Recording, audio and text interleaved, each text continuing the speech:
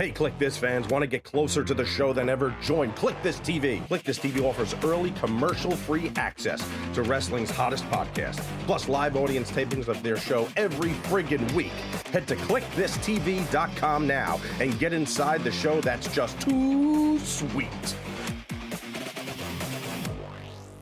The following podcast contains mature language and adult discussion.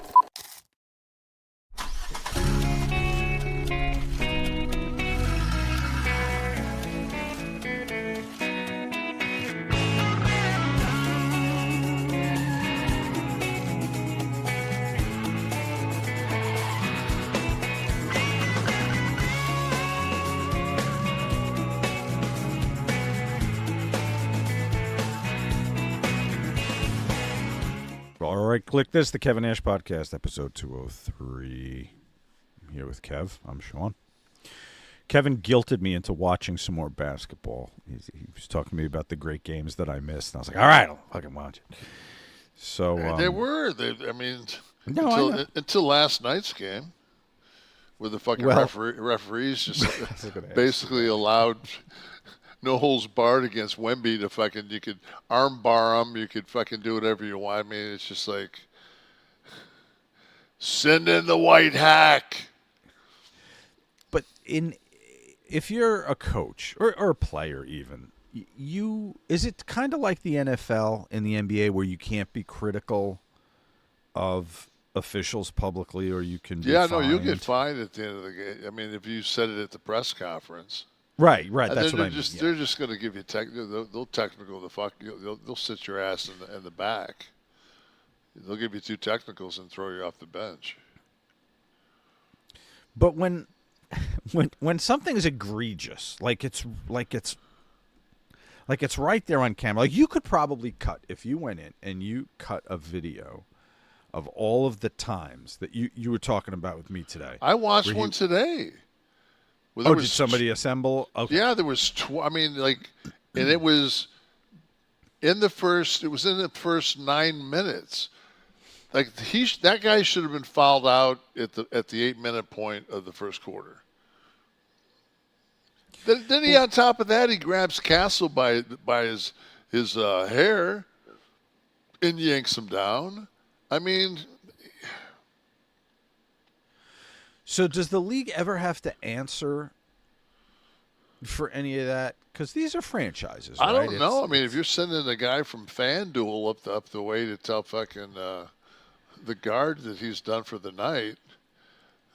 Was there ever an official answer on that? No, I mean, it's where he's headed back to the bench. He's headed back to the bench, and he's told that he's done for the. Now I heard the. You know what? It made about as much sense as them having Joel Crawford sitting between Miller and Tariqa last night. No, Harper was on his way to the bench, and some guy from FanDuel came and put his left hand on his back and said, no. And there's no confusion. Harper's not like, well, what? He's like, oh, okay. He got the Iggy. I mean, is this going to be scandalous? No. In fact, they had a bunch of the NBA guys were involved in that betting scandal. One of the players from Miami was involved. It's gotten to the point where if you're not involved in major corruption at some level in your organization, you're not American. That goes all the way up to the top, huh? Oh, I mean to the top. I mean to the absolute, to the $1.8 billion settlement. I saw one of the talking heads on MS Now. It's a black dude with a gray beard, and he was on last night, and he said that since that's actually a settlement that Trump got, the $1.8 billion, wouldn't he be liable for the taxes? He said, now he won't be right now while he's got, his protection, but the IRS has that window. And then when the next administration comes in, it'd be nice if oh, by the way, you got to cut back a check for $500 million. So Court settlements are taxable? It's a good question. They'd have to be. Yeah. I don't want to leave basketball yet. OKC comes in to this series not having lost a playoff game, and they were your early prediction when we talked, a few months ago, actually, just because of the domination. They were like during the Jordan era Bulls, right? When you'd have the conversation of, who do you like, and you're just like, it's not so much who I like, who can beat OKC in 7, and it's always nobody. Yeah, if you just look at the stats and what we got in this series already, you got just coming off the bench. They've outscored San Antonio 57-25. San Antonio's got 4 guys right now. They're playing with 4 guys. Rose I was going to ask you, there's a couple of injuries. Rose has got a high ankle, and I know people. I've had high ankles before, man. It's just you can't play with it if it's a severe high ankle. They always say it's better. You're better off to break than. So that's a bad injury. So that's why I was so glad. That's why I was so glad that Detroit got beat, because it got down to at the end, and it was just like the last couple of games. They didn't have it against Cleveland the whole series. They barely got by. They weren't jiving. And JD, man, he had an All NBA year at center, and then he got to the playoffs and just shit the bed. And he was I think he was up for a super max, 5-year, $250 million deal. And if the Pistons aren't going to let him get away, but I'll guarantee you that those 2 series cost him $50 million. I bet you the deal's $200 instead of $250. Mm-hmm. So he's young though. He's 22, but he didn't show up.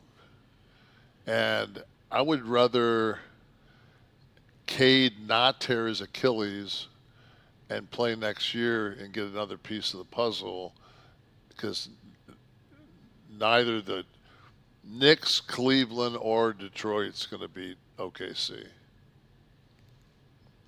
Do they just take the next 3? No. You think they'll drop another game? Well, yeah, but I just don't think that they're going to. Will it be booked that way by FanDuel? Well, yeah, I can't see them allowing the holding on Wemby. It was such a great story. The game 1, they go into OKC and he has Chamberlain numbers.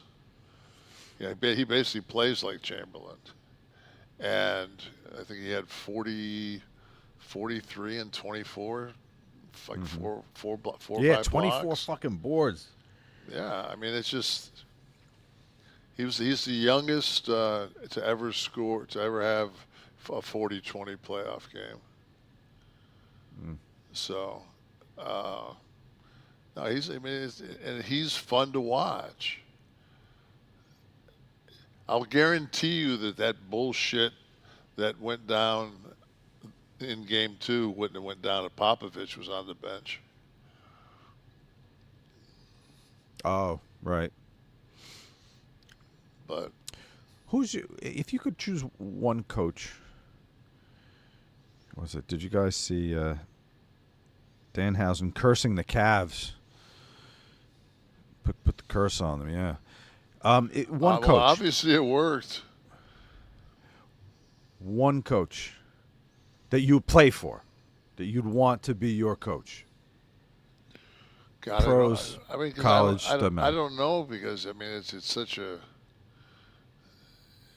You don't see. I would say Phil Jackson. He was kind of more zen than. I don't like that rah-rah screaming shit. I like strategy. Right. Daly would have been too wild for you, right, Chuck? Yeah, Daly was a good. He was a good coach. He was one of those He was passionate cats. Yeah, but a little bit. But I think Jackson would be. Remember, I read a book on Phil Jackson. It was called Maverick. He went to North Dakota State, but it was like talking about when he was young and he dropped acid and shit. And I was just like, yeah, I could see playing for that guy. So. Right. I probably so New dropped York now. I probably dropped acid tonight. That's my The pace at which you're yeah, my speaking, you have pace to that be watched at 1.5. Yeah, I have to. Yeah. Go back and find a fucking tape of me speaking 15 years ago. I have always. Go back to when you were 8 and find you talking. Yeah. Yeah, no, as long as I've known you, it's kind of funny. I don't know. It's like the boys should know better. Like I get the marks or the podcast host types, but like guys that worked with you. Maybe it just seems really slow because it's something you don't want to hear. It's something that you don't believe in. Like, so then it just. When you got to slide it in an inch at a time. Yeah. And yeah, that hurts. That hurts. So, Kev, the Knicks now. Only one game into the series. They're playing tonight. So, as you're listening live on tape on Monday, there'll be more answers. But they dropped those two early first games in the first round to the Hawks. And was that just kind of the fire they needed? Because they rallied the 3 straight after that. There's a 194 point differential through the past 10 postseason games for the Knicks. Yeah, but that one game they beat the Hawks by 50. Yeah. So I don't know. You have some.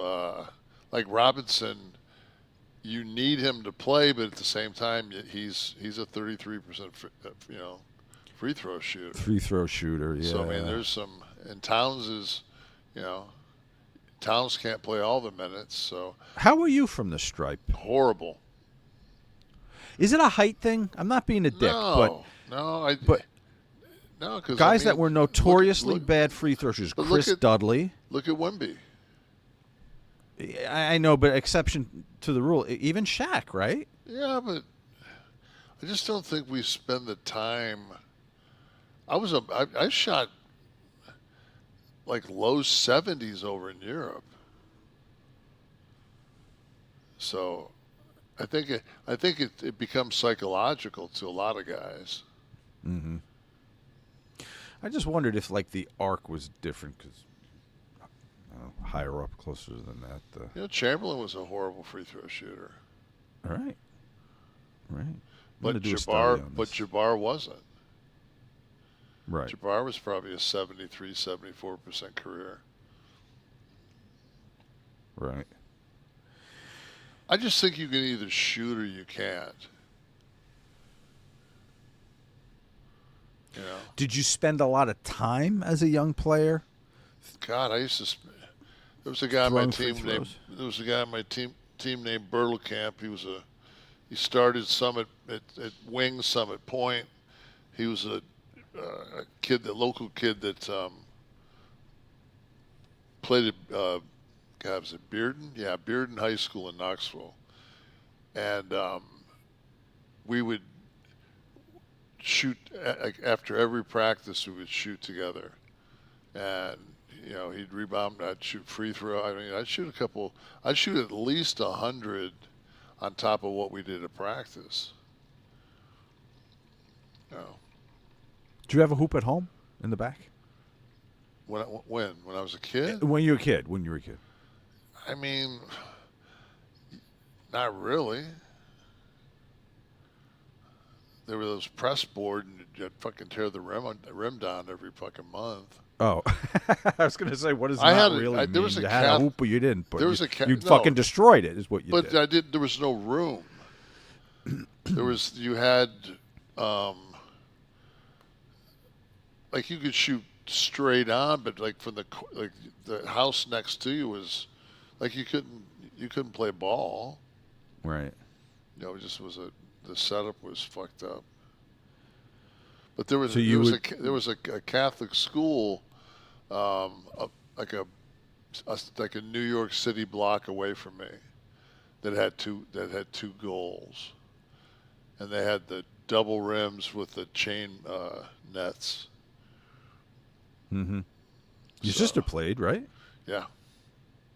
Mark she could shoot. No, Mark didn't play. Mark played rec ball. Right. But he didn't play. What height does he have?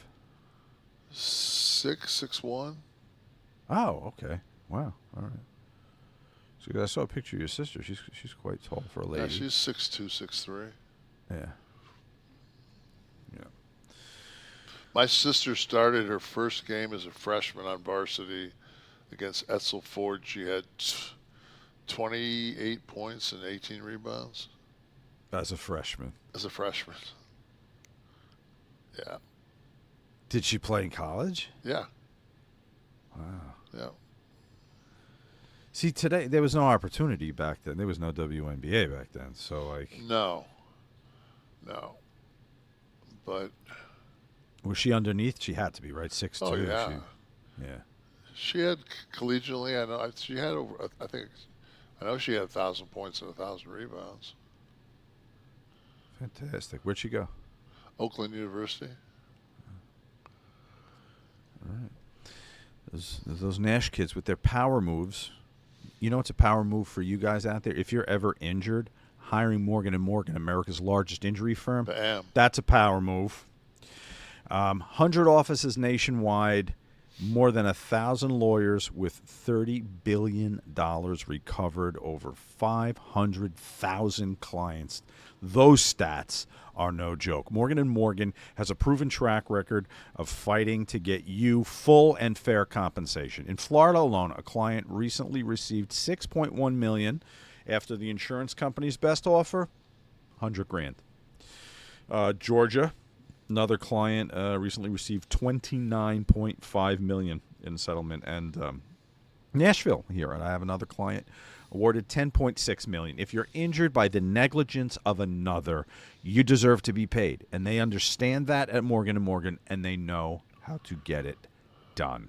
Trust them. If you're ever injured, you can check out Morgan & Morgan. Their fee is free unless they win. For more information, you're going to go to For the People, F-O-R, thepeople.com/Kliq, K-L-I-Q, or just hit pound law on your cell phone there, pound 529. That's F-O-R, thepeople.com/Kliq, or pound law 529.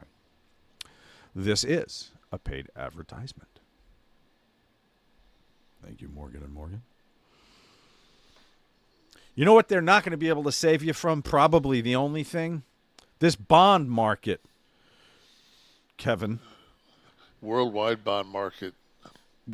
Yeah, absolutely. And we were talking yesterday, just kind of BSing, and Kev's like, remember like 20 years ago when markets were cyclical and you had something to do with your money when you went into a this market or that market? That's over. There's nothing. I jokingly said to Kevin, I said, you know what?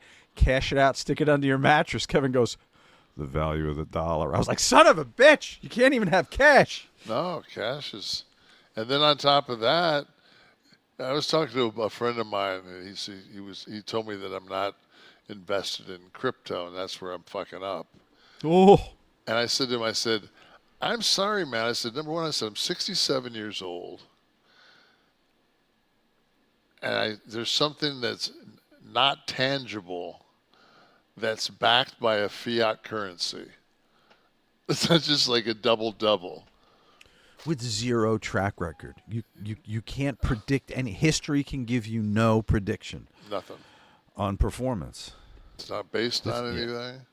That's like that, what's the one that was, everybody was EX, Steve, what is that one that's, it went up to like 250, now it's back down to 130. And it's, all the regulations and everything have been taken away, and it's right where it was supposed to be, and it fell 50%.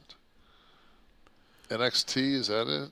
No, it's there was no, that it's not NXT.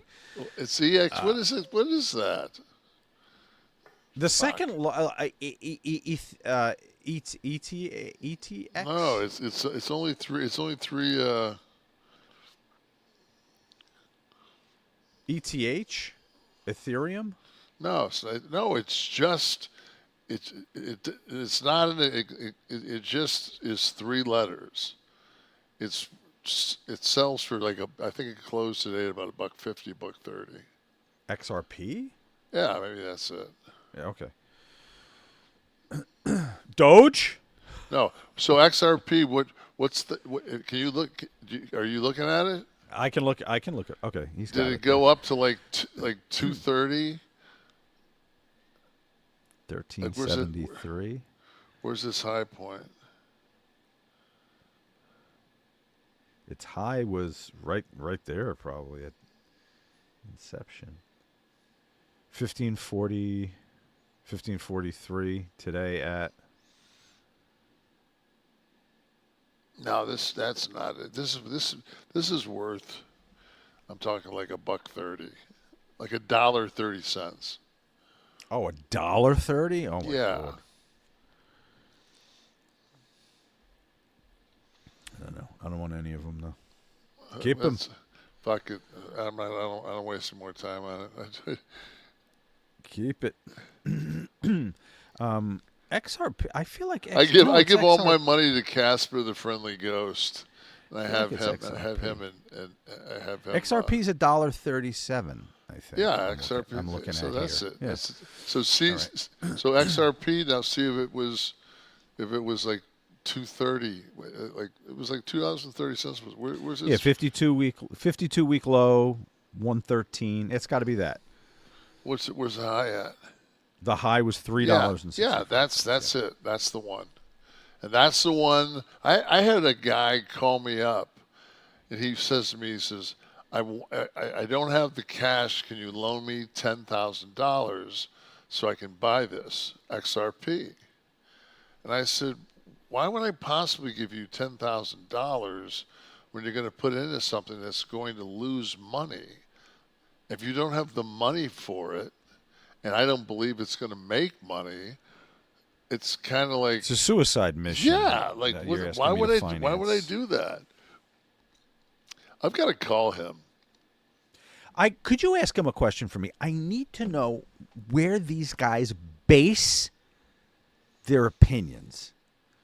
I mean, I could pull up a stock chart and tell you 10 indicators that would most likely tell you direct from stochastics to moving average convergence divergence or basic moving averages. I need to know where they get this so steadfastly. There's no intangibles. It's either it's a crossed finger and a prayer. Well, let's go back to the NFTs. Oh, remember them? Remember when Logan Paul buy like one of those NFTs for like $1.9 million? Something crazy, and then it's like it's worth zero. But that was an absolutely meteoric rise and fall, and because there wasn't that many people involved in the Ponzi scheme. So, but there's so many people involved in the Bitcoin, right? like lemmings.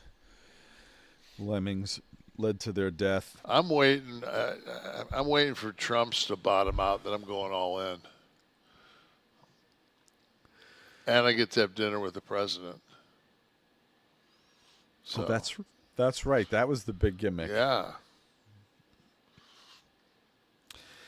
The 30-year Treasury Yield got to the highest level since 2007 at 5.19. Well, yesterday though, right? Yeah. And it's the entire economy. Household debt climbing to 18.8 trillion. Credit card balances at 1.25 trillion. This is putting pressure on consumers that are already financing their spending. It's a multi-decade high borrowing cost. And oil's always around $100 a barrel too, right? I mean, that's gonna 70-ish. It It makes like 70 is where it's kind of the sweet point for it, where it's making people money. Mm-hmm. So, but didn't one of them drop today in the 90s? We look crude. Yeah, was it Brent? We shall see. 97. 97. Yeah. But I'll tell you what, though, on beachside, I went to Sunoco and filled up the old Mustang yesterday, and premium was $5.59. any stickers on those pumps, like when they used to put the Biden stickers on that said "I did this"? When Iraq and Russia went to war, he did that. Yeah, but here's there a real direct. There was one. There was. Yeah. A Trump sticker. Yes, just wait 2 weeks. So. Oh, right. But that was right. That was optimistic. Yeah, I mean they have the stickers, Steve. I see that, but they're not going to be in Daytona. No. Or anywhere down there. Why would I spend $1.88 for something that's going to be up there for the next guy that comes up in a Suburban who's using 2 credit cards to fill his 30-gallon tank and has no problem with it. Nothing. Though there's like a huge amount of Trumpers that live up and down the beach road, and there was this one guy that he had the fuck Biden, he had everything going, mm-hmm. and now he has nothing. But Right. I saw he drives a BMW, so I saw he pulled out in front of me the other day, and he's holding on to the Trump bumper sticker. But I think that's just because he knows that it's been on there for fucking 30 years and it's going to leave a shitty mark. It's going to leave a rectangle on there. No, that's his line in the sand that he's. I never asked you, for all the political talk that we do on here, what's your Mount Nashmore for presidents?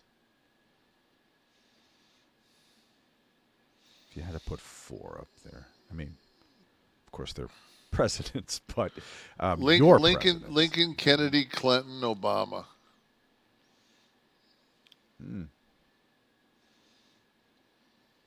That was quick. Yeah. Okay. Works for me. I'm telling you, man, when you got a cheap headset on, boom, shit just comes out. If you can get it through your brain, because when you take as much Xanax as I do on a daily basis, like 70 milligrams, it's just it's hard to get the synapses to go. So there's a tightening. So what I should probably do is I should probably smoke weed all day long, and have like bizarre, incredibly make my conspiracy theories seem like American history, But who am I to judge? Some feedback from previous listeners of last week's show. Side scroller, Nash and Corny during the midterms, LFG. I did hear I think 12, 15-minute clip from Jim Cornette's show where he was once again aligned with you with something in your commentary on TKO. Did you hear it by any chance? No, I didn't. All right. I mean, I listened to Jim's podcast. Yeah. It's just, God, Jim's, man, it's like 4 hours sometimes. Yeah. I just don't have the time. I don't have the time for it.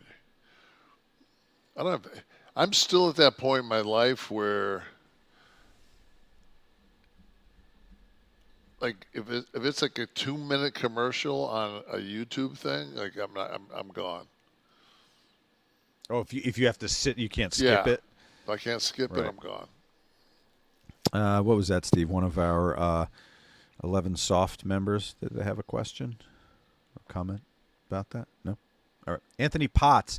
It's ironic that Nash is now advocating for union membership amongst wrestlers. The Kliq was the most effective union the wrestling business had ever seen. We were. Kind of was in a way. And I'll tell you why I think. We were because it's all you got to have is top guys.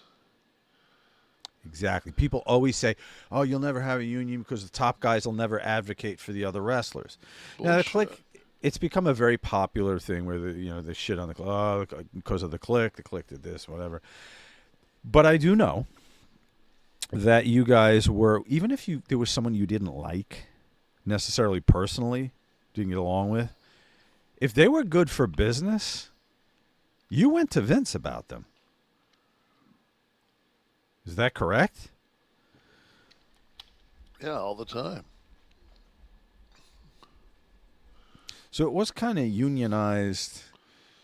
I mean, if you didn't deserve the push, I mean, I don't know. What do you say, right? Who are you going to blame if you didn't deserve the push? Maybe they didn't go to bat for you, but should they have? I don't know. I mean, I look at that shit, man. Like somebody posted some things on X, and one of them was like, it's amazing how many things happened like this week. Like Oz, it was like the 30-something anniversary of Oz coming out.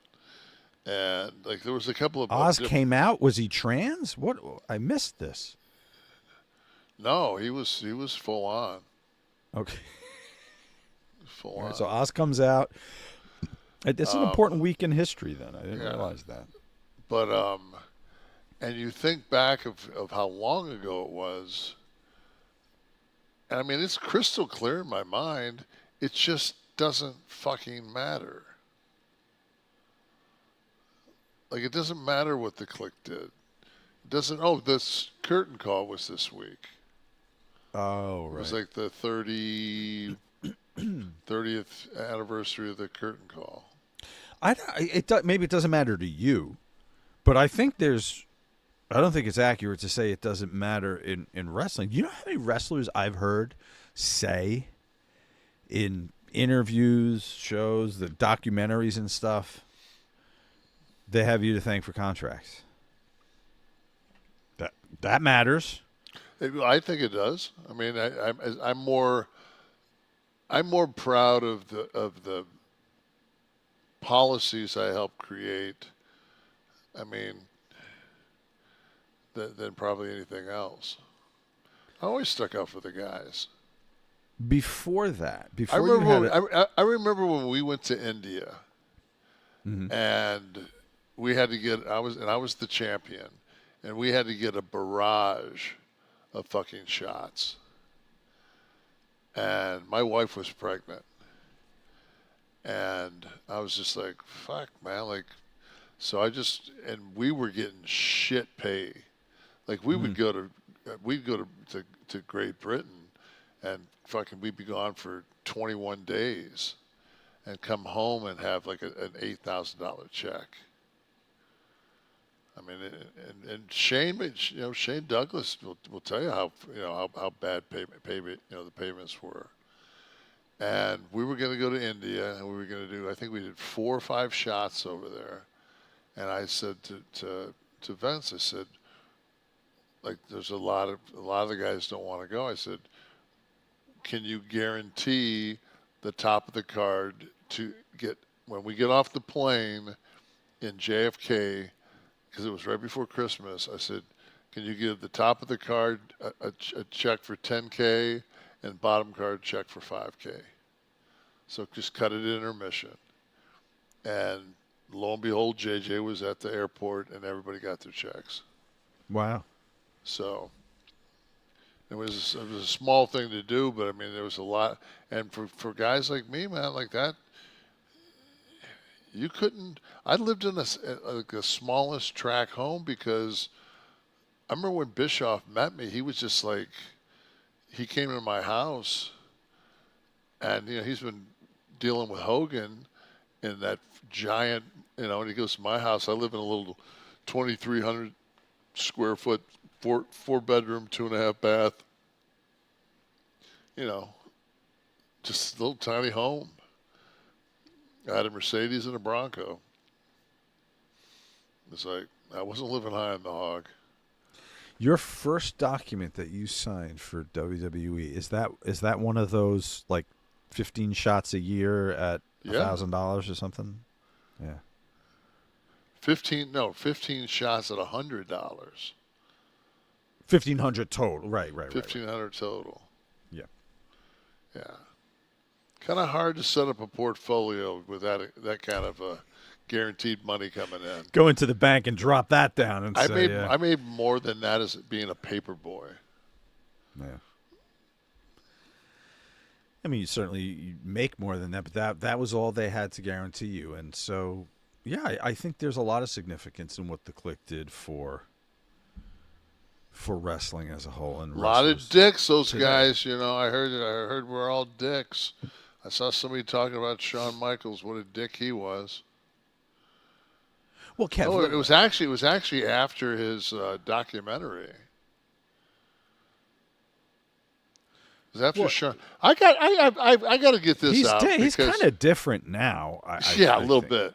I don't know what I ever did to Bruce Prichard, but during the Shawn Michaels interview, he says that after WrestleMania 11, in the building that night, that even though Shawn lost, they cheered Shawn and they booed me out of the building. And I was at number one. I was at the event. I was holding Jenny McCarthy's hand in one of my hands and Pam Anderson's hand in the other, standing looking hard camera. I just don't recall being booed out of the building. And my wife was at that event with my sister. And so I asked her after I saw the documentary, and I said, is he just like, does he just have a fucking hard-on for me because of the fucking, like, I'd left because I never, I don't know what, but it's like, it's one of those deals where it's just like, I don't know what his fucking problem is, but you kind of fucking, you lose credibility when you just talk out the side of your ass.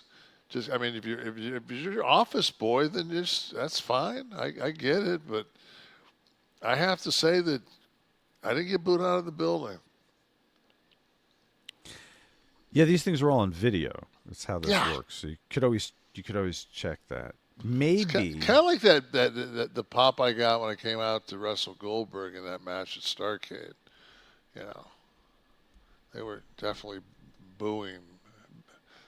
They definitely didn't pop when he got beat. So, but Kev, I have no doubt, knowing you and some of your friends, you might have you collective. Someone in there might have been a dick to somebody now and again, right? I'm not talking about ruining someone's career. I'm just talking about locker room locker room life. You don't get along with everybody. Shawn's arrogance, and I think he'd be the first one to tell you. I mean Michaels, not Waltman. HBK's arrogance, he's talked about making amends for a lot of his behavior when he was. You might have been gone at the time, but No, I'm lumped in. I was no, I there. know you're lumped into shit when you weren't even in the company. There's so many stories that come out. And the person says, "Yeah, '97, I was going to beat all of the Kliq's ass." I'm thinking, I wasn't there. Like the three of the five guys were in Atlanta. Like, right. Sorry. Yeah, that word Kliq just kind of continued. It just lived in New York or even WWE, no matter who was there. But yeah, but I'm sure there was dickiness. Oh, as opposed to the rest of the guys were such fucking like the members of the clergy, practically members of the cloth. That's what I'm saying. In a wrestling locker room, everybody was a fucking pillhead and a drunk. Huh? I said everybody was a pillhead and a drunk. Ah, those are the days. Michael Carter, for those that are wondering regarding his story of missing out on Under Armour, if he bought 10% of Under Armour for $150,000 in 1997, that stake would be worth approximately $212 million to $218 million today. I don't know if you've ever done the actual math on that. It was way more than that at one time. At its peak, probably. Yeah. Guaranteed. Oh, wow. Dude, I guess I'll say the same thing when I'm 97 and fucking Bitcoin hits $100,000. XTC. Yeah. Guaranteed. Dude, I couldn't even watch my local hockey team, the Buffalo Sabres, in a Game 7 playoff game because I don't have ESPN. I will not subscribe to some service, even if it's free, for 30 days on principle. I have already been done with all paid streaming services for years now.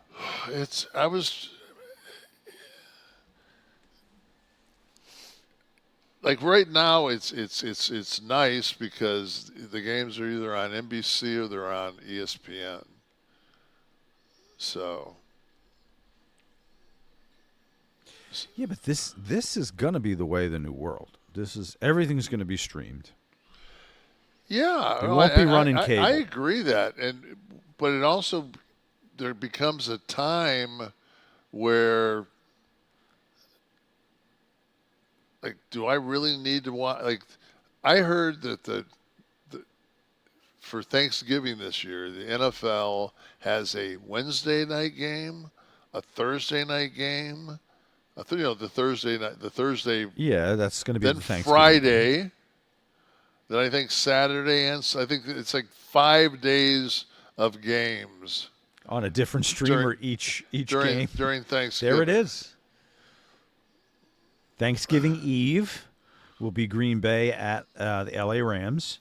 Thanksgiving, the 1 and the 4:30, it'll be Detroit and Dallas as usual. Detroit will have Chicago. The always fucking one of my favorites is the Black Friday Broncos Steeler game, which I look forward to every year. Tradition. It's tradition. It's exactly right. So. Yeah, how about that? But listen, it's how much can you squeeze out of it, right? They're up to how many? It's 17. It's a 17 games. Game season, I should. Right. Yeah, it's an 18-week season. 17 games. I always, it was always growing revenue for a company. Adding subscribers or customers, whatever you've got. If you've got a restaurant, right? Adding customers. That's the truest revenue growth.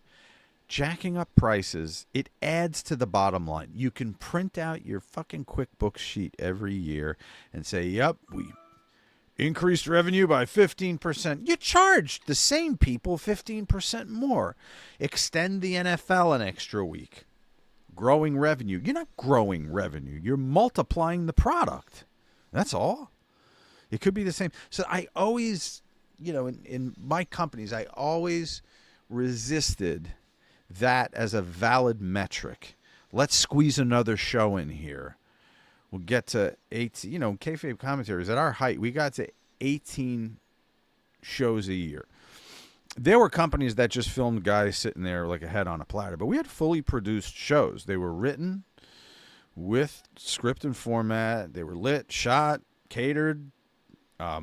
There was advertising made, manufactured, sold hard DVDs. 18 a year. That's one every 3 weeks. That was a lot. But I didn't consider that necessarily revenue growth. We just increased production. So that type of shit gets me crazy. If they went to 4 pay-per-views a year, WWE would be able to say grew revenue X amount of money, X amount of dollars. And it's technically true. But you haven't How many are added there anything now? but more work. Is it's well, what do you count? That's the thing. Like, you could count a Saturday night's main event. Which is No, coming up. I think those. No? No, it's because that's on NBC. So you just strictly mean the PLEs? Yeah. Well, what's the number, Steve? 30. Yeah, I know what's coming up, but how many would there be? Still, well, I guess, you know what, Kev? There's still 12 a month, but they're double days now. So, like WrestleMania's 2, SummerSlam's 2 still? Yeah. SummerSlam 2 nights? There's yeah, 8, August 1st Steve and said there's 2nd. 8 announced through September. 8 announced through September, okay. But they're multiple day events now. A night of I'm looking forward to that Night of Champions. Yeah, good. Me too. Yeah. The drone on a pole match. Let's see. Bill Holmes. I met Kevin Nash at the former World's Gym in Philly back in 1997. He was on Temple Street. Okay, near the college, I would assume. No, I just was across the street from like Delilah's Films or something. It's like kind of in a neighborhood. Okay. Like kind of like a row neighborhood. It was a good gym. With Scott Hall and Shawn Waltman, as I was leaving, he was walking towards me in between sets. We shook hands. I said hello, told him how much I enjoyed Nitro. He thanked me. I had more interaction with Scott Hall. He approached me, shook my hand, asked where the calf raise machine was. I showed him where it was. We chatted for a few seconds. I left him alone. R.I.P. Scott Hall. The perfect interaction with a fan. Yes, Kev? Hello? Appreciate what you do. Big fan. Oh, I have no Calf problem. machines over there. I'd like hanging. I've never had a problem with fans. No, I know we're at a time now where, we talked a couple of weeks ago about the airport thing and Punk with the phone. But you just gotta. I watched Paul Big Show was doing an interview, and he was talking about the guy that was fucking with him. I was standing right next to him at the Marriott by the Meadowlands, and the guy kept fucking with Paul. Is this the one from back in the day? Yeah. I remember the surveillance footage of this. And yeah. Paul ended up busting the guy's jaw.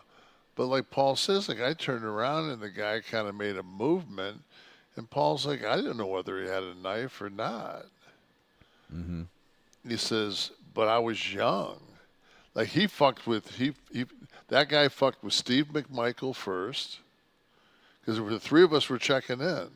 So it was Steve was to the right, I was in the middle, and Paul was to the left. He fucked with Steve. Steve gave him no time. He fucked with me. I gave him no time. Then he fucked with Paul, and he just, Paul just fucking, he just had, and maybe because he probably heard it like almost like fuck, like it was coming. He knew it was coming. Mm. But at that point, I'd already been sued twice for smacking somebody. So it's just like. Was it the MTV event, the Daytona Beach tent? I got sued for Did that. anything come out of that? Yeah. I got sued. That was one of my funniest ones. Is the ambulance chaser lawyer that took the case. He reached out to me, and I had the documentation. And I think this is like, back when you would fax shit to people. And I faxed him the summary charges that this guy, like the guy was found guilty. So he hit you with a rock, didn't he? He said he was throwing Skittles. You gotta If have he was throwing something at you. You gotta have a hell of an arm to be throwing Skittles 60 feet. I mean, fuck, dude. He was throwing. That's such a Daytona thing.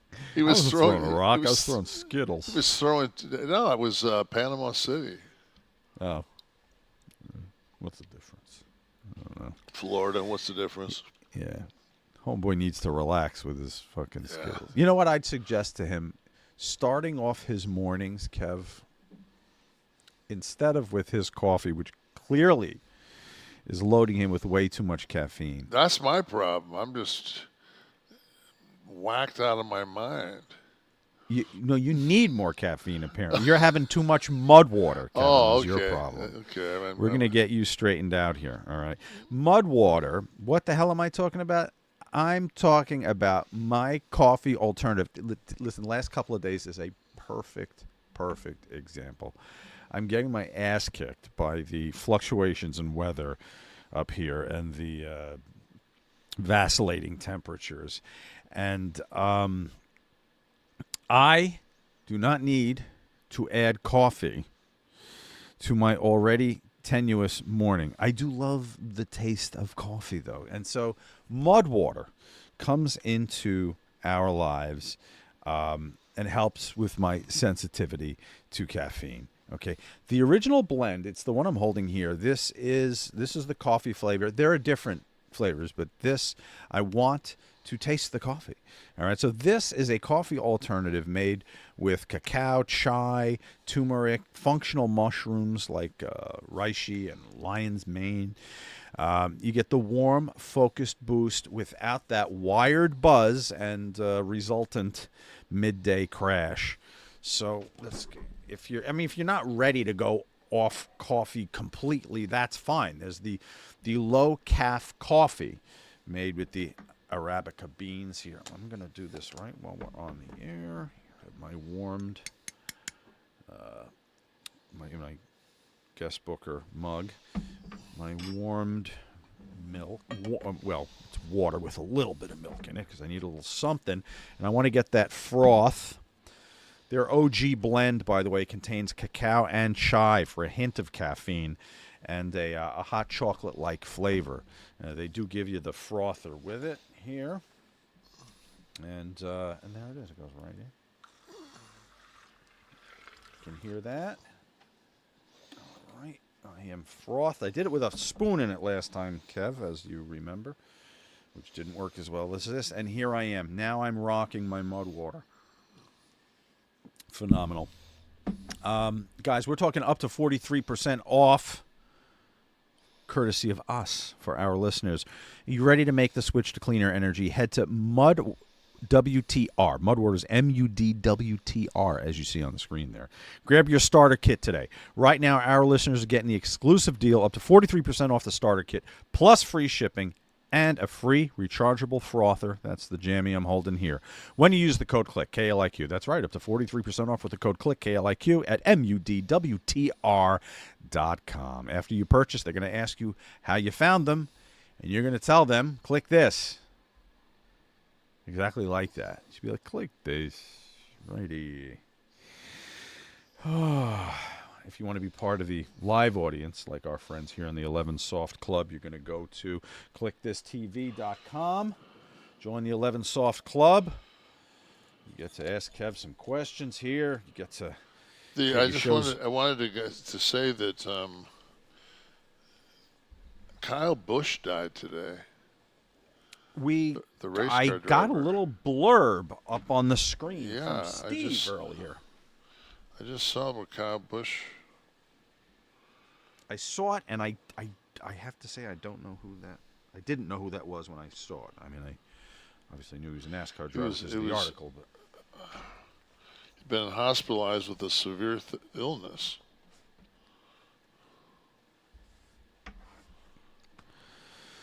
Well, he's 41 years old, man. Maybe that's what I have now. Maybe this isn't allergies. I have to go get checked. Kev, I watched Raw, and I had some questions for you as usual. You've always said, you've always helped educate our wrestling fans on the fact that they need to be cheering for someone in order for an angle to be effective. I'm watching this Fatu and Roman and Usos thing develop, and who are the heels? Who's the face? What am I watching? Who are we cheering for? It would seem to me like Fatu, who's getting triple teamed, should be the babyface here. I don't feel this is the case. I think that the story, though, if you look into the depth of the story, is that Roman's a tribal chief. Fatu won't acknowledge him, therefore the family is trying to get him in line. So because Fatu is not being part of the family, he would be the heel. Okay. How great would it be if they had this match in Italy and he just came out like with a tracksuit on and a Kango hat and just said, I've been thinking about it, man, and I acknowledge you.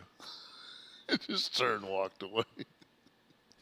That would be the acknowledgement of doom. That's what we would call that. Remind me of that because I have a point that I wanted to make. Make it now. Well, so we were talking last week about like when Roman came and Roman said, "Where's my belt?" And then like the guy just ran the belt to him. Whereas this week, as soon as Roman came in the picture, the same guy appeared with the belt. So they didn't, that situation was taken care of. But with Logan Paul in theory, with the no shirt thing, and people say like, well, how does that happen? And I really thought about it. And I said that happens because the talent didn't take care of the situation. Like creative has 11,000 moving pieces. All you have is your segment. And if you're a pro, like you take care of your segment. So, and everybody should know their characters. My era of guys was like, would always third person that shit. Like, would Bret Hart do that? Right. It's and that was. Well, I'll give you one better. Let's take the finger poke. I'm getting there. Oh, go ahead. I'm getting there. So you're so fucking Xanaxed out. You're so pilled out. I was trying to move things along. Yeah, but you can't move. You gotta just fucking. Everybody needs to fucking chill. So I'll go to that. So it's we're sitting backstage and we're deciding what we're going to do for the main event. We know we want to get Goldberg involved. We want him to come out and go to clean house and basically, either are we going to stop him, or is he going to get to us, or are we going to powder? We're trying to get there. But before we can get there, we have to fucking have this match.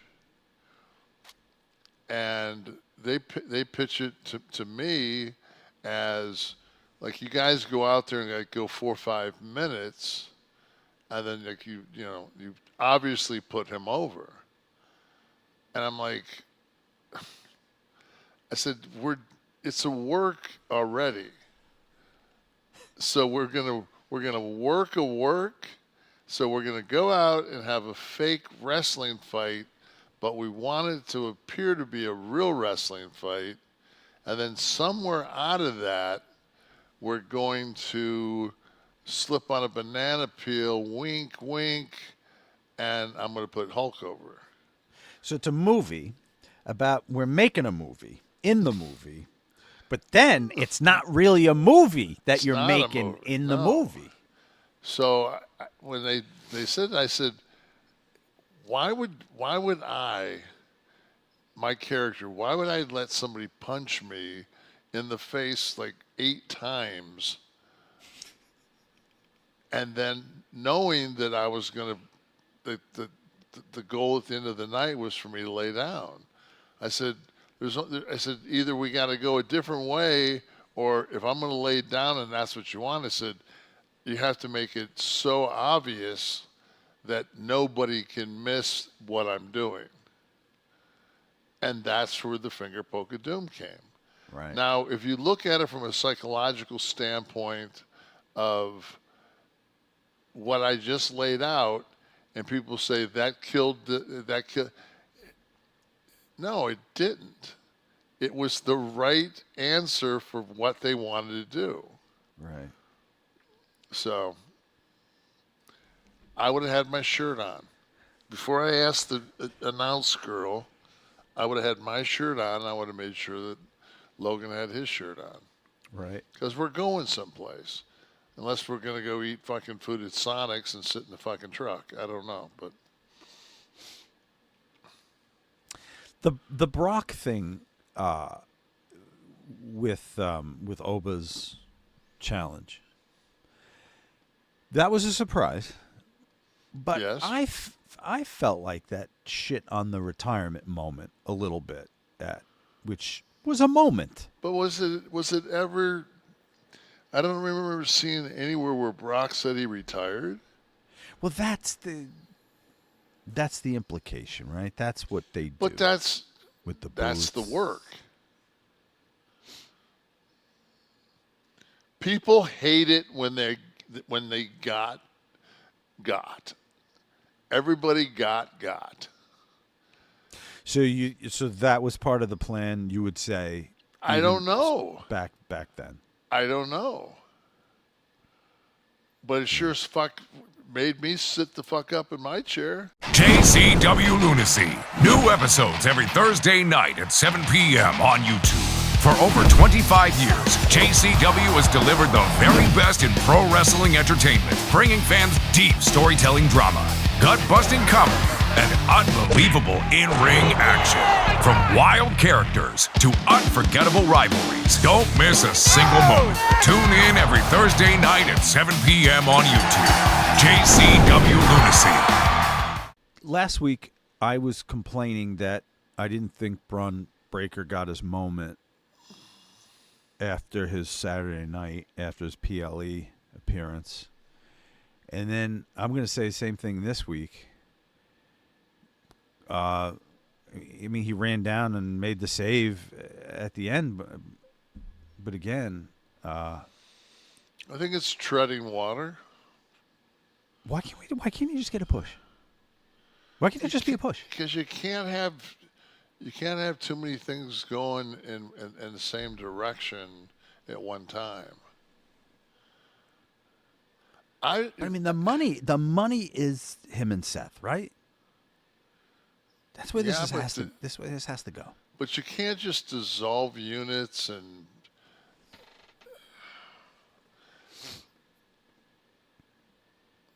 I mean, I thought it was kind of clumsily tied that Pierce went in his office and Heyman was there, but not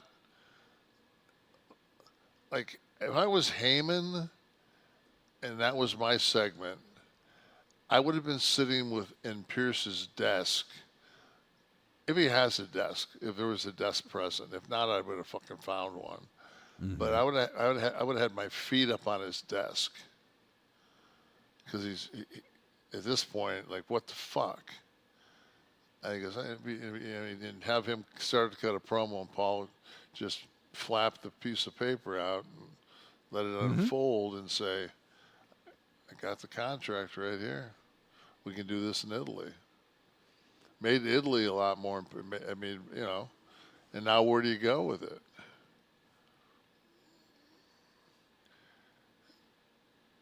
if you're going off the SmackDown story, you know, Cody on Friday showed up to the arena with the contract for Gunther unsigned. Mm-hmm. So I don't know. It's episodic TV, so I mean, you don't want to. You watch. You can't shoot your load in one. I get that. But you're watching the Ham Apple show, right? I watched season 1. I watched the first episode of season 2 and didn't think it was good. I didn't go back. For episode 2, season 2. As I think it was episode 6, his father dies, and it's just kind of is just there, and it works. It's touching. There's some moments, but nothing moved forward out of that. Like the story didn't move forward that week. So I don't know. Well, okay, but in episodic TV, scripted TV like that, you can take a week here and there, not consecutive, but you can take a week here and there to establish character, reinforce character. You could do that a little bit. That moves things along. And then just get back to story driven the following week. That wrestling, you don't have the time. This is an action. It's a sport. It's in the model of sport. Yeah, so but we can't do a character driven. No, because it's not. The whole show isn't shot in the arena. Yeah, I guess there's some opportunity to do some stuff. Maybe There's plenty. That's the problem. Yeah.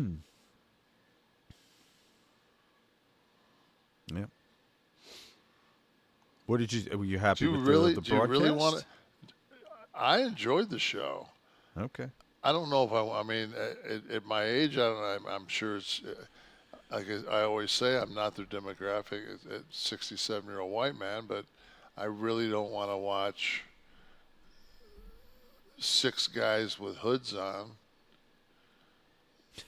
have a 6-man tag match, and I really, it's, you know, I mean, to the point where it's just like I really don't know who's who unless they're. If I would have turned the sound off, I wouldn't have known, you know. You put up the closed captioning and at least see who the. I'm just saying, what the call is by Cole. But then again, you know, they bought AAA, so I mean, it's. I look at it a lot of times, and I just say to myself, "This is global. Like this is a global presentation. This isn't Raw from the Manhattan Center. The business has evolved. You either evolve with it or you don't. So if it's not for me, then it's not for me. I also have that fucking ability to press a button and move through shit." The button I want you to press now, Kev, is the button that gets you Blue Chew Gold shipped to your home. Guys, I can't, man. It doesn't mix well with my Xanax. Guys, if your lady or your fella or that person that sends you the eggplant emoji at 2 a.m. is ready to get it on in a better way, well, our friends at Blue Chew come in here to help you there. They've been on a mission for years to get you bricked up, build the confidence. And actually, are they going to get like a Noble Bone Prize for this? They have to be. They're on the cutting edge. I mean, what better? They're always a step above everybody else. And you know, the gentleman of the 70s, 60s, 50s, the Bob Nashes of the world. They didn't have the opportunity to have an entire company of scientists saying, how can we make your dick perform even better? Like, just the fact that there are people up doing that tonight make me feel good. about being a man in the new millennium. So, most ED meds. Especially as you age, man. Fuck yeah. The ED meds of the past would focus only on blood flow, but Blue Chew Gold is taking this even further by combining 2 ingredients for blood flow with 2 ingredients for mental arousal and connection. And so you're not just physically ready, you're going to be in the mood to do what you got to do. And right now, it's a fast onset. Put it under there, let it dissolve in your mouth. Don't let your mind get in the way of a good time, is what I'm trying to say. Go discover your options at BlueChew.com.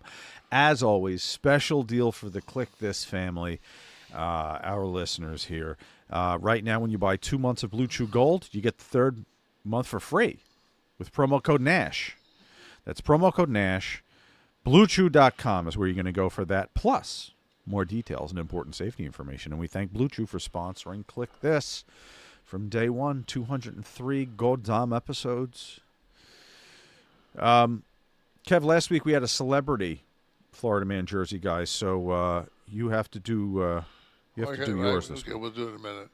Am I the only person in America that gives thought on a daily basis to the fact that our president continually brings up the fact that he might annihilate Iran like every 72 hours, whenever it hits them, knowing that we don't have the munitions to do it, and that we don't have the munitions to defend Taiwan, and we just went over, like, the story was that we got contracts for 500 Boeing planes, and then I heard the other day on Fox that it was 200. So somewhere down the line, we just lost 300 planes. And what else is bullshit? Then I saw something today where the Trump arc is a go, but the ballroom was on fucking hold. I did see the Trump arc. I didn't know about the ballroom not continuing to go forward. Why? Did they say? Construction issue? Dude, 2 weeks. I'll give you an answer in 2 weeks. 2 weeks. Iran's got 2 weeks again, I think. It's. I saw the piece about But nobody's Trump covering arc. the fact. It's going to be beautiful, is what I learned. Nobody's covering the fact that the Saudis have a pipeline that's dropping 8 million barrels a day, and somebody else over there, Qatar, somebody else. Kuwait?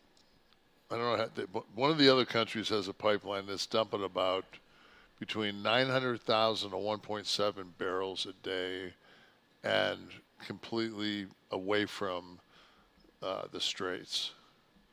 So there's still oil, and if people are wondering why the oil. And then, I don't know how many people caught this news, because, it wasn't really on the radar, but the Saudis just cut a deal, and the Pakistanis have brought special forces, troops, aircraft, all as like a defense system. And so you've got basically a Hindu nation backing a Muslim nation against a Muslim nation in Iran. So you got some interesting political shit going down in the Middle East. But the jockeying, the religious jockeying. Why does that not get any airtime anywhere else? Like, you can't find that on, I don't see it on Fox. I don't see it on CNN. Any of the wrestling podcasts that you saw this week? No. Cover that? No. Okay. No. Right. Because I don't know if that would see. I do notice one thing, because I went through today and I just looked at the clips from all the different podcasts, and you can pretty much tell what the podcast is about or the person is about by the percentage of negative clips that they have. Oh, the theme, like the themes. Yeah, are, like are Kevin negative. Nash hates these 10 wrestlers. Right. You know.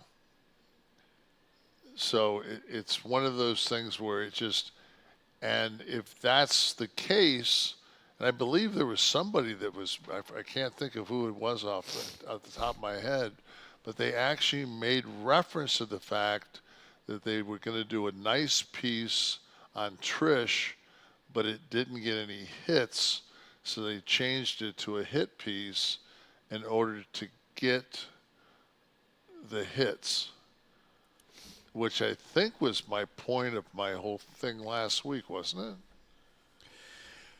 Yeah, I think we said that everyone's going for clicks, right? I mean, that's if you're. Yeah, I think I heard briefly about this that it didn't get a good reaction initially, so I think they scrapped the second episode. I don't know if they went negative or just scrapped it, but again, positivity. Positivity doesn't sell in this world. Yeah. I mean, we have a complete administration. When was the last time that the Department of the Secretary of Defense was out on the campaign trail adamantly against a GOP in the primary? And this, I mean, it just. Well, we had a very anti-MAGA primary. I know. Result, and you told me today that he announced he's going to be running as an independent. No, I said that there's talk. Oh, it's talk that he's going to run as an independent and go for the Ross Perot spoiler spot. Disruptor, yeah. Yeah. Interesting times, man. Interesting times. Politics as entertainment. And sport a little bit. I'm gonna think this over for 2 weeks, and I'm gonna come back and then we'll talk about it. Well, you have 2 weeks, so. Yeah, I know. Everything's 2 weeks. Everything's got 2 weeks. All right, 2 headlines. One a Florida man, one a Jersey guy. You're going to tell me who's who. People love to play along at home, so please continue to do so. We know this? What's that? We know that people love to play at home? Absolutely. I mean, the comments are always loaded. When we're away from this too long and we do the Ask Sexy or Dear Sexy or the other one, they say bring back. So this is Karnak. This is our Karnak. Yes. Okay. Smoking It'd be great if you would put a 17-inch double dildo against your forehead right there. That would have been that is on the floor. That would have been a hell of an optic. Man arrested for flying drone under the influence. And man charged with operating 80 illegal marijuana vending machines. Man arrested for flying drone. I'm going to go. The drone is Jersey, marijuana is Florida. Incorrect. The drone was Florida. I didn't know that was a charge, that you could be charged with operating a vehicle while under the influence for flying a drone. 34-year-old Richard Carpenter was operating a small drone just after midnight on May 4th in the area of Martin Luther King Jr. Street North in St. Pete.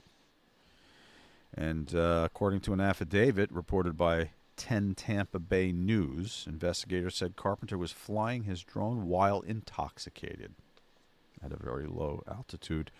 moving it back and forth near a vehicle. I'd love to be in that court proceeding.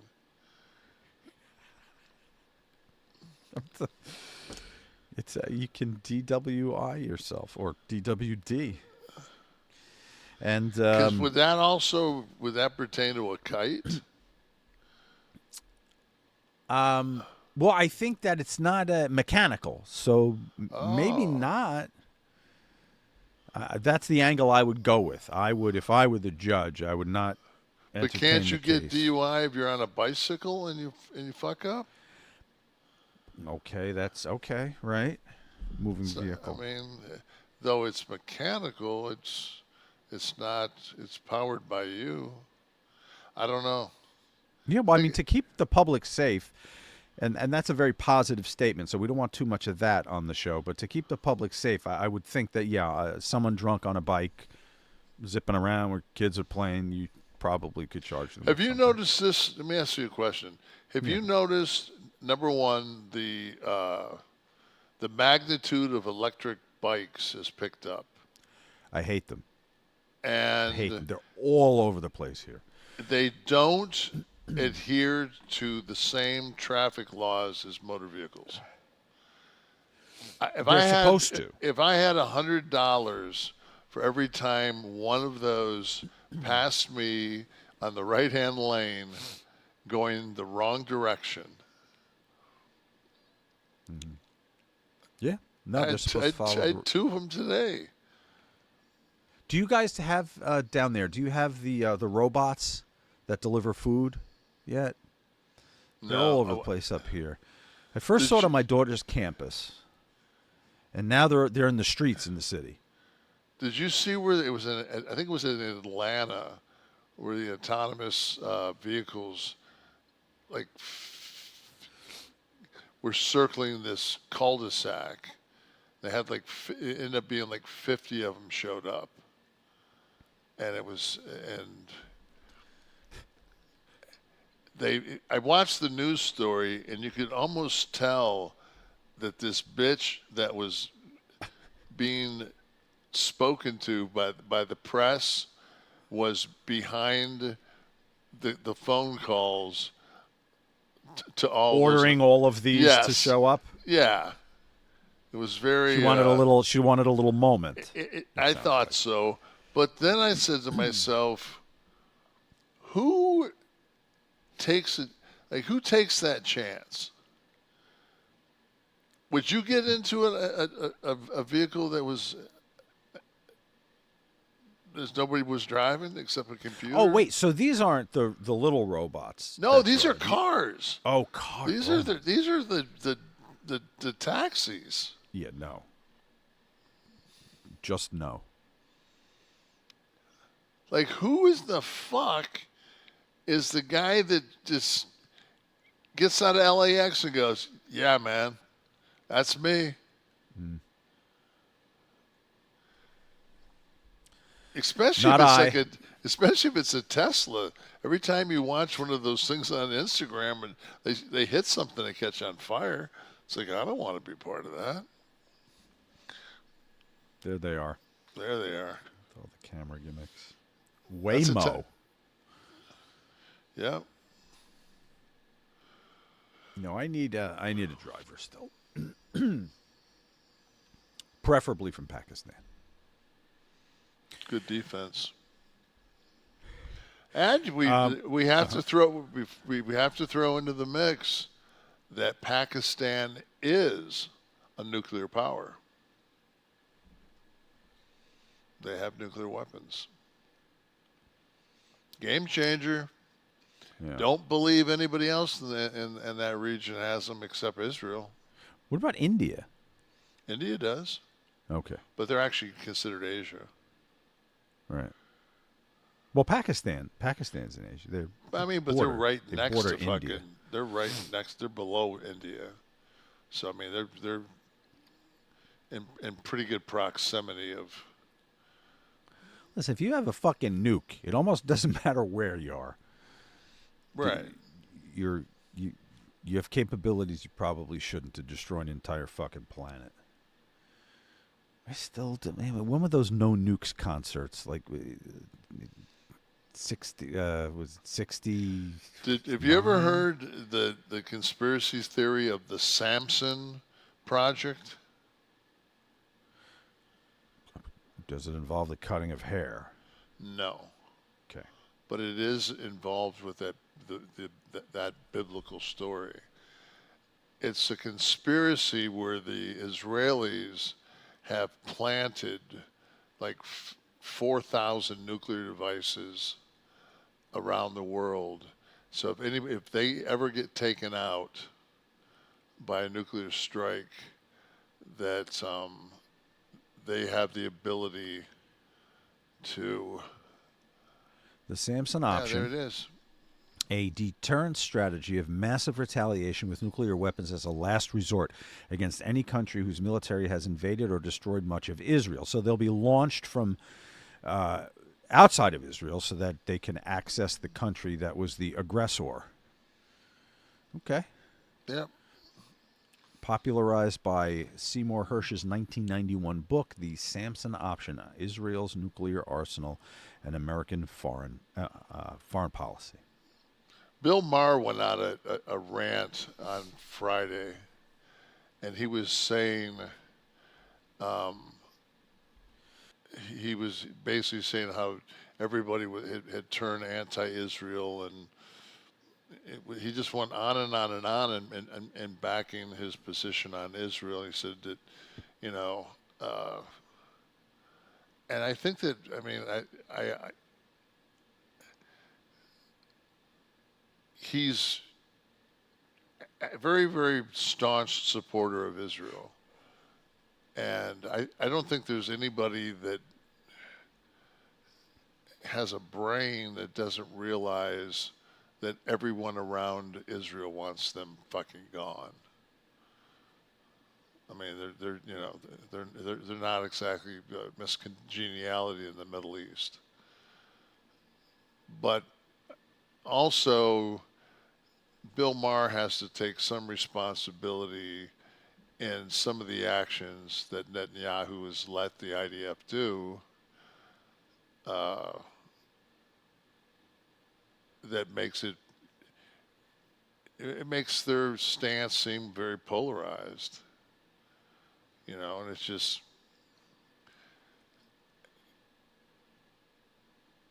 there was a shooting at a Muslim school this week. Mm-hmm. And it's it's like, when I first saw it, I saw it from like a drone type shot, not a drunken drone, but just a drone shot, and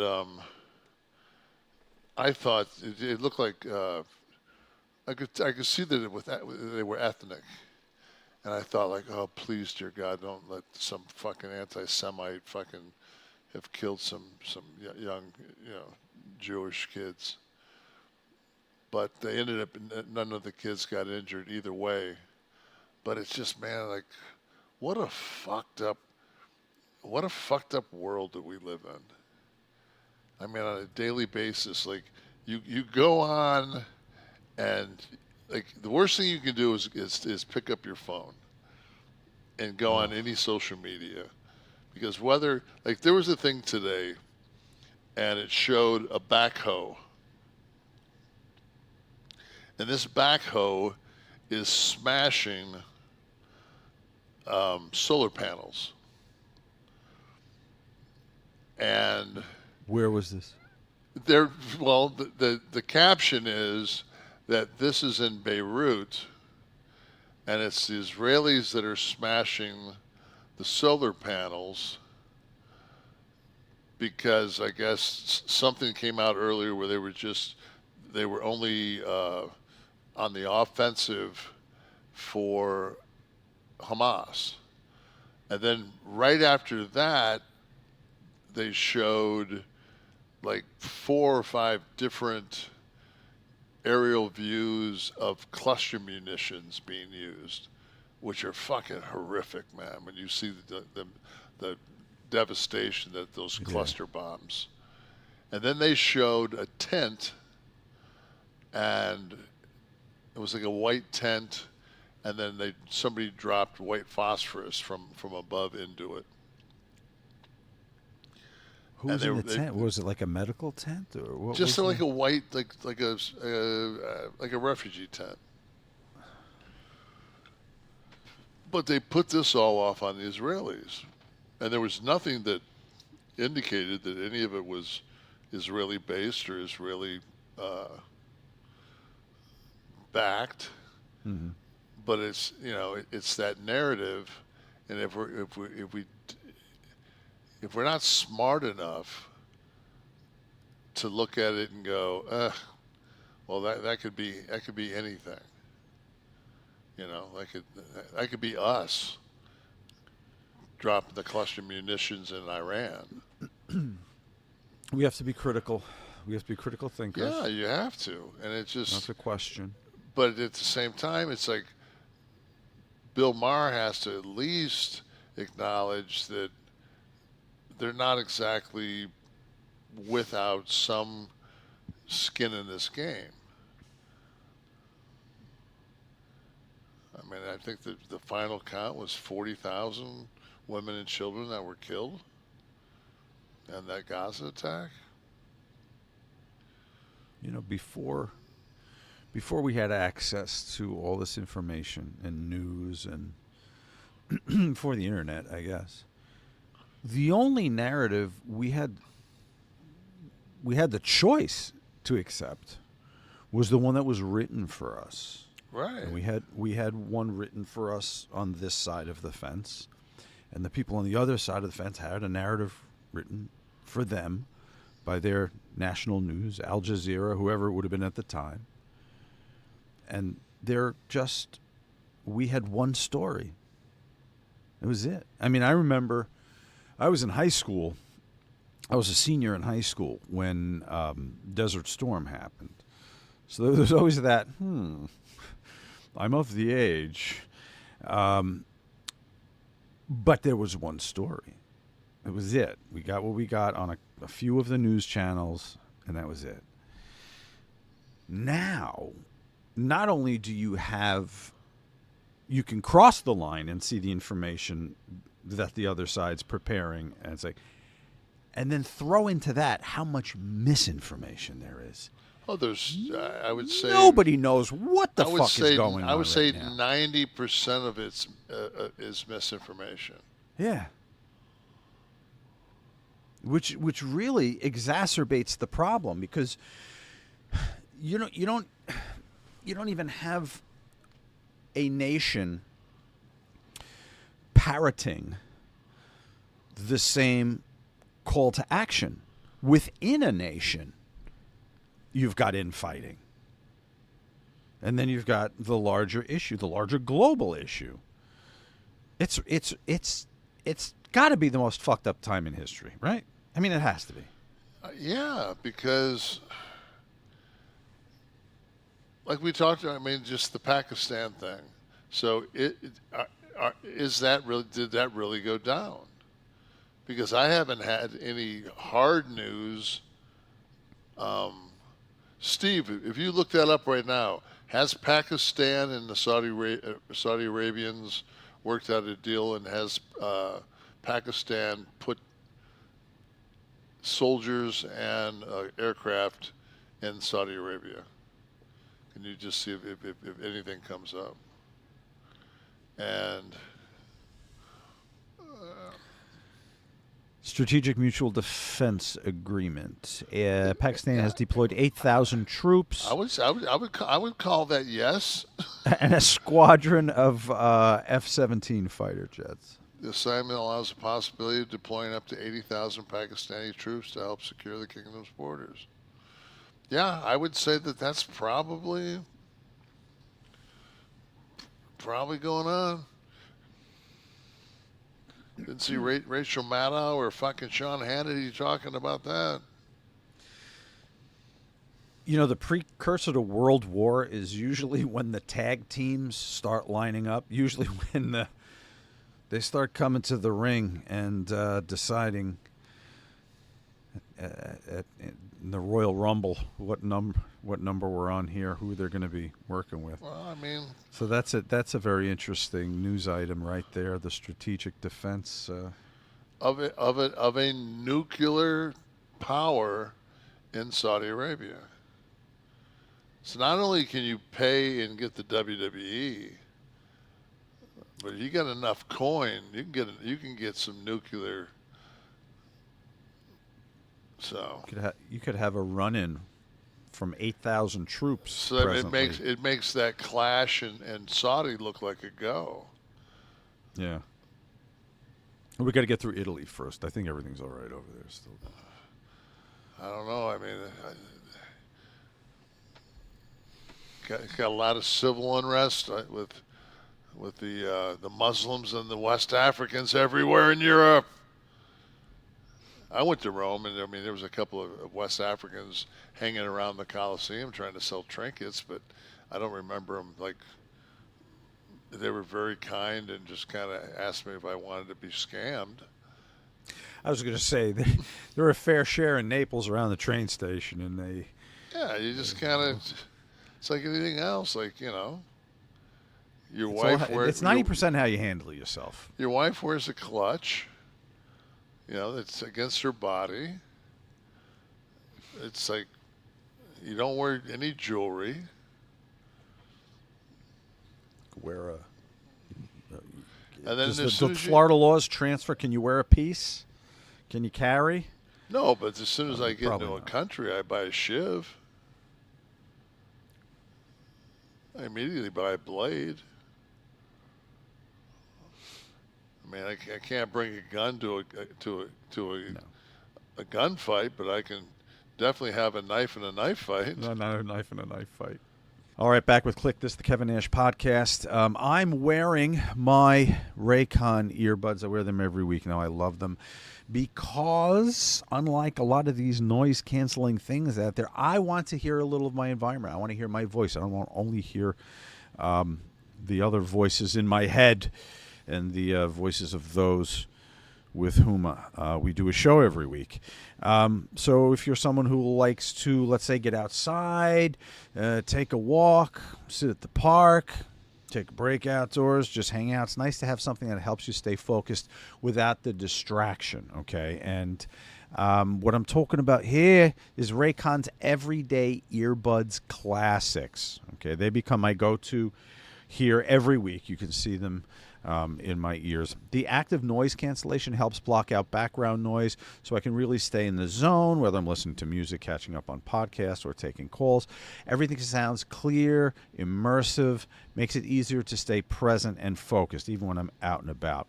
And right now, I'm going to tell you how you can get 15% off these jammies right here. They have active noise cancellation, multi-point connectivity. You can pair with two devices at once. Every week when I come down, it pairs with my computer, and then it automatically pairs with my phone. I turn the phone off. I don't need to hear myself getting calls while I'm trying to hear the show. But that's great to have when you need it. New colors are awesome. Personally, they have a cool mint that I'd love them to send us. Here, Raycon. And here's the kicker. Raycon delivers the same premium audio quality as the big brands, but it's at about half the price, okay?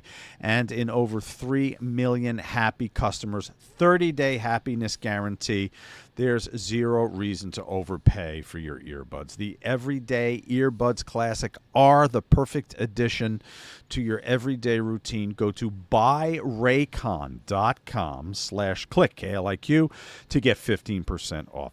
buyraycon.com/Kliq. Thank you, Raycon, not only for sponsoring, but for giving me some of my gear here for the show. All right, folks in the house, 11 Soft Club, Ask Nash. This is your opportunity to ask Kev a question. KliqThisTV.com is where you get to go to sign up to do this. Like Ace Ramon, any thoughts on Ricky Banderas? I don't know if you two ever crossed paths in TNA when he was Judas Messias. He was also on Wrestling Society X with Six and Vampiro. Looked like a big, scary dude. I don't remember him. Okay. But then again, Jen, that means nothing because if I don't know your name, you just don't register. correct. You got to earn. You got to earn working your No, I way into mean, no, it's Kev's mental Rolodex. Yeah, I mean, if I know your name, you're pretty important in my life. Jen Vargo, we know her name. So my NXT show was everything I expected and more. Officially a fan for life. The people that work there are all class acts. Nice. Excellent, Jen. Show us pictures. Did you take any? Who's next? Moose. Have you watched Man on Fire on Netflix? If so, thoughts on it? So I watched the first episode, then I watched the second episode, and it's if you listen to the show, which I know you do, you know how it takes something just absolutely microscopic to make me deep dive into the fact that I can't watch this show. And so he was taken hostage at the beginning of this show, and his entire squad was killed. They put him in a black bag, this black fabric quilted bag over his head, and that's how he sleeps now. Like if he's laying in his bed, he wakes up and pulls this bag off his head, and like he was going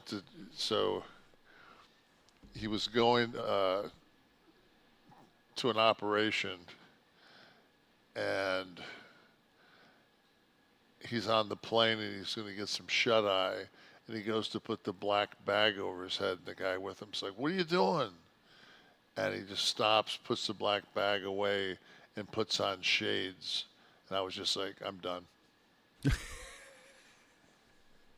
I'm done. I tried. I watched a 1-hour documentary. It was in French, so I had to read it. But it was... I'm a very big fan of the scent Baccarat Rouge 540 by Maison Francis Kirkjian. And so Francis commissions 5 artists, a composer, a sculptor, visual artist, a chef, 2 others, to, in their art, in their medium, to interpret the scent of that perfume and produce something. So they did the exhibit. They toured the world with it, I guess, a couple of years ago. And so this was the documentary about each of their creation of it. And as I'm watching this... God, please text me that because I missed that. That seems like something I would just absolutely love to watch. You're dripping with sarcasm, but I think you'd be interested. I'm not reading fucking anything for an hour. You not listening to French and reading the subtitle? Kev, would you also, like me, have been wondering as you watched it, did it compromise the mystery of the scent to have something so tangible like a piano concerto and a sculpture? Now that association's in your head. The beauty of perfumery. Is it a sculpture of the invisible? I don't know the scent, so... Right. But any scent, I mean, it makes it so concrete. It's bad enough you have to look at it. My wife has worn Chanel 5 perfume, not cologne, perfume her entire life with me. And she ran out. It was during COVID. She ran out, and it was just hard to find. And she tried something else, and it was just like it just didn't compare. You mean? No, it was just like. Right. You know, so, I mean, well, that's her signature scent. Do you have a signature scent? Yeah, Mandau. I was just going to say Mandau. I knew you were going to go there. Yeah. All right, another question. Well, I sent a handwritten letter to Francis Kirkjian after I watched that because I wanted to know if it crossed his mind at all that he'd be compromising the product by making something tangible instead of having it be the mysterious sculpture of the invisible. So, in other words, you're basically saying if somebody was to make a poker chip that said Bitcoin on it? I'm saying exactly that. Yeah. Making something untangible tangible. That's true. That's kind of So, true. Yeah. yeah. Who did we have here? Oh, T. Blair. How are you? Have you done much reading on the MOTS-c Peptide? And are you still microdosing No, Reta? the Reta was, I mean, I went 3 weeks on the Reta, and it was like it fucked up my bowels. Like I'm like, no, I don't need. And to that was the lose- one for what, Kevin? That was the one That's for the same. It's what you take. the hair one? No, it's the Ozempic. It's a Oh, but the it's all it's GLP. but this one also has the muscle sparing. So no, okay. I tried it, and I mean I microdosed it, and Right. it just yeah. So it is it's an experimental weight loss and diabetes triple. medication. Yeah. Similar to the GLP-1s, but supposedly you said not with the muscle loss. Yeah. Okay.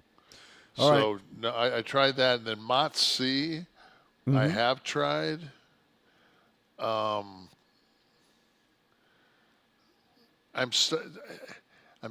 more research I'm doing on peptides, I'm starting to get a lot of contradiction on how effective they are in people over 35 to 40 years old. Oh. Because the amount of, it's just an amino acid, the amount of damage that's already, MOTS-c is supposed to increase the energy, the ATP in the mitochondria. So you should, that should increase metabolism. It should do a lot of different things. I did, the only one that I have gotten what I would call worth going back to results was testosterone. And I was doing 1.5 IUs of testosterone, and that's attacks visceral fat, and it stimulates growth hormone. And that's that one. I've done the BP 157 400. I don't know how much of that's placebo to me. Is that the Wolverine? Yeah, I just don't know how much of that's placebo because I've never taken it and had an injury. It's just I'm taking it in hopes. I've been reading a lot of. There's 2 or 3 different scientific gels and compounds that they're put together that have on a molecular level the ability to regrow cartilage, and they always show on all these Instagram things, they always show the knee, and I'm thinking, all right, I got 2 fucking fake knees, so how about the shoulders? Like, just, like, well, but it would make sense, though, right? Because isn't the Right? science the same in cartilage? I would think, like I'm thinking, like, fuck, man, if I could, because man, I'm bone on bone on both my shoulders. So Well, let's let our peptide people reach out and let us know. well, I'm involved with a peptide group right now. But it's like anything. We're probably going to get 7 of these into class 1 in July. But the only problem is there's just no long-term human study on it. Right. So I don't know. Spider Drummer says he uses Reta and he's lost 52 pounds so far. Yeah, if I lost 52 pounds, I'd die. I'm at, what am I at in weight loss? 61 pounds. I don't have, I swear to you, I don't have 5 pounds to lose. Yeah, well, I mean, we're a slightly different construction here, by choice. All right, wrap me up. Send me one. Ace Ramon. Did Juventud ever get any Michael Jackson jokes thrown at him when he lost his mask? I swear he looks just like him. No, he was too busy bringing young boys into his room every night. Michael. Huh? Michael was? No, Hoovy. That was the joke. Right. He looked like. Did you see that movie? Would you bother seeing that or what? The Michael movie? Jackson? No, I would no. I just saw the Elvis epic, where they recovered a bunch of footage from Elvis. It was when I think it's from '69. It was the 4 weeks when he came back after the TV special. He came back and did the dates at the International. Okay. That was pretty cool. Because we have a really nice surround sound in our theater room, TV room, media room, whatever the fuck you want to call it. And man, it's just Elvis is pretty special. All right, wrap us up here, Britt. I've been so emotionally checked out from wrestling lately. Nothing is appealing to me. The build to WrestleMania this year didn't help. I haven't watched in weeks. I'm bummed out about it. I mean, what would you change, Britt? What would you want to happen? Maybe abstinence is a good thing sometimes. Yeah. Distance makes the heart grow fonder. But out of sight, out of mind. So it depends what you subscribe to. And you got to make sure you don't I wouldn't even know where to get information on what's going on in wrestling. Like where the sites are or anything else. I wouldn't know. I guess I could look up at the Observer, the Torch. Yeah, you go to Meltzer and or Wade. Reliable. But Somewhat that would reliable. be then my opinion's already skewed by I know both those guys. It's true. So Such power they hold. Kliq This is a production of Busch and Sundance Media, produced in association with Podcast Heat. Created by Tristan Nash, Kevin Nash, and Shawn Oliver. Producer Steve Kaufman. Graphics by Dominic D'Angelo. Title sequence and audio edit by Wesley Burleson. Theme song by Dale Oliver. Technical research by Tristan Nash. Copyright 2026. Busch and Sundance Media. Kev, do you want to do another one? only if you can make sure I get my benzos.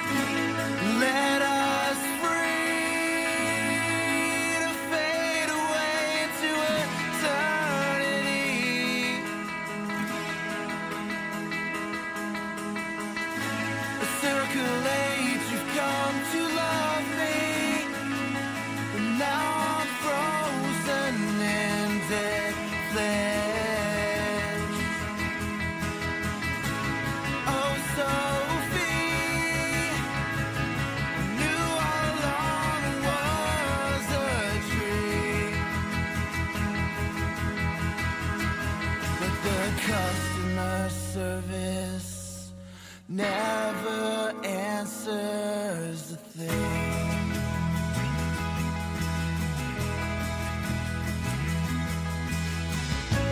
Let us free to breathe in air we're supposed to breathe.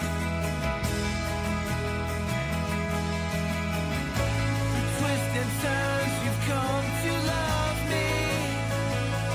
Now I'm cold.